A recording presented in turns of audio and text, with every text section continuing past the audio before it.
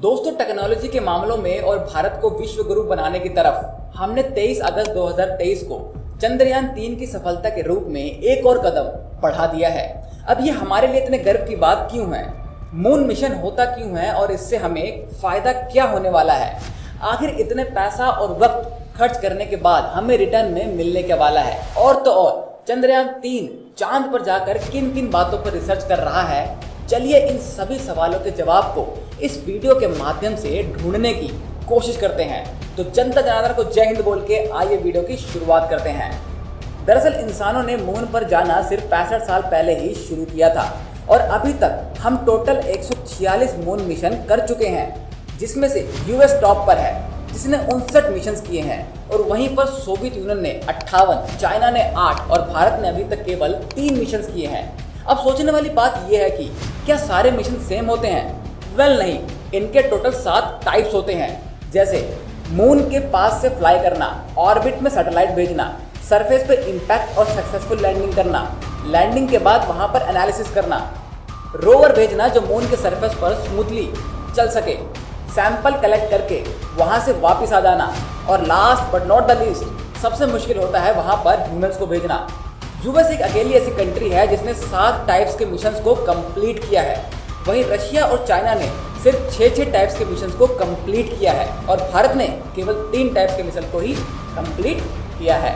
अगर आज आपको मून मिशन की दीवानगी को देखना है तो आप चाइना को देख सकते हैं। चाइना ने अपने मून मिशन सिर्फ 16 साल पहले शुरू किए थे और फैक्ट ये है कि इस पूरे 16 के ड्यूरेशन में टोटल 16 मून मिशन पूरी दुनिया से भेजे गए, जिसमें आधे अकेले चाइना ने भेजे थे।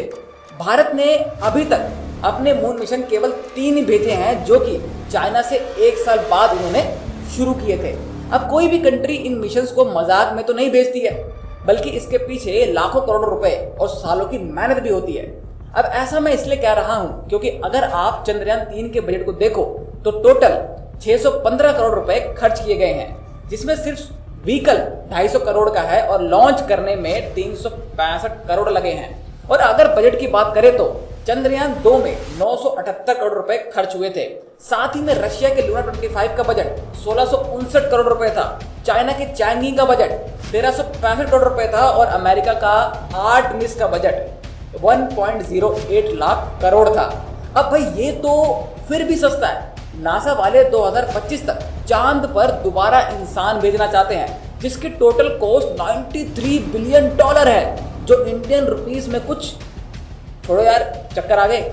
जस्ट इमेजिन अगर इसरो को ये बजट मिल जाए तो हम क्या क्या नहीं कर सकते। अब आपको ये जानने में इंटरेस्ट होगा कि ये जो मून मिशन भेजे जा रहे हैं, आखिरकार इनके पीछे के रीजंस क्या हैं? वेल, चंद्रयान 3 के विक्रम लैंडर में प्रज्ञान रोवर है। इसरो की ओर से दी गई जानकारी के अनुसार लैंडिंग के बाद लैंडर से निकला रोवर मून के सरफेस की केमिकल कंपोजिशन को एनालिसिस करेगा। चंद्रयान 3 चांद के सरफेस पर पानी की खोज भी करेगा। अगर साउथ पोल पर जमी मिट्टी में पानी के निशान का पता लगता है तो ये फ्यूचर के एक्सपेरिमेंट्स के लिए काफी बेनिफिशियल होगा। प्रज्ञान अपने लेजर बीम का इस्तेमाल चांद के सरफेस के टुकड़े को पिघलाने के लिए करेगा, जिसे रेगोलिथ कहा जाता है, और इस प्रोसेस में निकली गैसेस की भी एनालिसिस करेगा। चंद्रयान का एक पेलोड है रंभा, RAMBHA, जिसकी full form radio anatomy of moon bound hyper sensitive ionosphere and atmosphere है। यह चांद के सरफेस के पास चार्ज पार्टिकल्स की डेंसिटी को मापेगा और समय के साथ इनमें होने वाले बदलाव की भी जांच करेगा। इसके अंदर 2 मेन कंपोनेंट है, एक alpha particle X ray spectrometer APXS जो केमिकल कंपोनेंट को मापेगा और चांद के सरफेस की मिनरल कंपोजिशन का भी पता लगाएगा, जबकि laser inspired breakdown spectroscope LIBS moon की सॉइल की बेसिक स्ट्रक्चर को डिसाइड करेगा। हीलियम 3 माइनिंग जो सबसे बड़ी वजह है चांद पर जाने की। जैसे कि आप जानते हैं, जैसे जैसे अर्थ पर एनर्जी सोर्सेज खत्म हो रहे हैं, हम एक अल्टरनेटिव एनर्जी की ओर बढ़ते जा रहे हैं, यानी कि हमें और अल्टरनेटिव एनर्जी सोर्सेज की जरूरत है। हीलियम 3 का यूज करके न्यूक्लियर फ्यूजन एक उम्मीद की किरण यहाँ पर नजर आ रही है। हीलियम 3 अर्थ पर बेहद ही रेयर चांसेस में मिलता है, लेकिन चांद पर इसका भंडार बहुत ही ज्यादा है। अगर ये हमें मिल जाता है तो ये ह्यूमंस की नीड को अगले 10,000 सालों तक पूरा कर सकता है। यही नहीं, चाइना, अमेरिका, रशिया भी इस एनर्जी को टैप करने में ही लगे हैं। चांद पर पानी का पता लगने पर उससे ऑक्सीजन बनाने का ऑल्टरनेट भी मिलेगा, यानी इसके जरिए ह्यूमन लाइफ की पॉसिबिलिटीज को तलाशा जा सकता है। साइंटिस्ट का मानना है कि चांद खुद 4.51 अरब वर्ष पुराना है। ये कैसे बना, ये भी एक रहस्य है। कहा जाता है कि चांद का ओरिजिन पृथ्वी और मंगल ग्रह के आकार के एक दूसरे छोटे ग्रह के बीच टकराव के दौरान हुआ था। इस इम्पैक्ट से निकला मलबा पृथ्वी के चारों ओर एक ऑर्बिट में इकट्ठा होकर चांद का निर्माण करता है। अगर हम ये रहस्य सुलझा लेते हैं तो असल में पहले पृथ्वी कैसे दिखती थी और साथ में गैलेक्सीज में और क्या क्या है, इन सभी बातों से हम पर्दा उठा सकते हैं। अब चंद्रयान 3 के सक्सेसफुली लैंड होने के बाद इंडिया को ग्लोबली और इकोनॉमिकली बहुत ज़्यादा फायदा हुआ है। पहली बात तो ये है कि दोस्तों, बाकी इंडस्ट्रीज की तरह आज स्पेस इंडस्ट्री भी मल्टी बिलियन डॉलर्स की बन गई है, जिसमें भारत का हिस्सा लगभग 2% के आसपास है, जबकि हम इसे 9% तक लेके जाना चाहते हैं।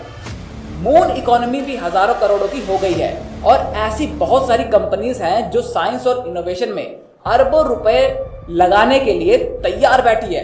लेकिन इनको ये तो पता होना चाहिए ना कि पूरी दुनिया में कौन कौन सी एजेंसीज चांद पर जाने में काबिलियत रखती है। फॉर एग्जाम्पल, हाइपर स्पेस नाम की एक कंपनी है जो इंटरनेशनल स्पेस शटल का भी एक पार्ट मैनेज करती है और इसने हाल ही में भारत के साथ एक MOU साइन किया है। इन जैसी कंपनियों को अपने मिशंस को भेजने के लिए लॉन्च व्हीकल तो चाहिए होते हैं और इनको जब से पता लगा है कि भारत ने अपने GSLV मार्क 3 से चंद्रयान को सक्सेसफुली लॉन्च किया है, तब से ये भारत की लॉन्चिंग सर्विस लेने के लिए अरबों रुपए देने को तैयार बैठे हैं। क्योंकि ये तो सब जानते हैं कि इसरो नासा से बहुत कम बजट पर काम करता है और साथ ही में क्वालिटी भी देता है। इसको आप कुछ यूं समझो कि अगर आप सीधे चांद पर जाना चाहते हैं तो आपको बड़े और पावरफुल रॉकेट की जरूरत होगी। इसमें फ्यूल की भी अधिक आवश्यकता होती है, जिसका सीधा असर प्रोजेक्ट बजट के ऊपर पड़ता है। यानी अगर हम चांद की दूरी सीधे पृथ्वी से तय करेंगे तो हमें ज्यादा खर्च करना पड़ेगा। नासा भी ऐसा ही करता है, लेकिन इसरो का मून मिशन सस्ता है क्योंकि उसने चंद्रयान को सीधे चांद पर नहीं भेजा, बल्कि उसके ऑर्बिट में पहले तो घुमाया और उसके बाद फिर शूट किया। अब हमारी अगली प्लानिंग इंसान को मून पर भेजना है, जिसका इशारा हमें इसरो के होने वाले एक मिशन गगनयान से चलता है। चंद्रयान के हाईली सक्सेस के बाद अब भारत और जापान मिलकर एक और लूनर मिशन भेजने की तैयारी में है, जिसका नाम होगा ल्यूपेक्स। अब इसकी फुल फॉर्म है lunar polar exploration. Space foundation ने अपनी एनुअल रिपोर्ट में कहा है कि ग्लोबल स्पेस इकोनॉमी 2023 के सेकेंड क्वार्टर में 546 अरब डॉलर के वैल्यू पर पहुंच चुकी है।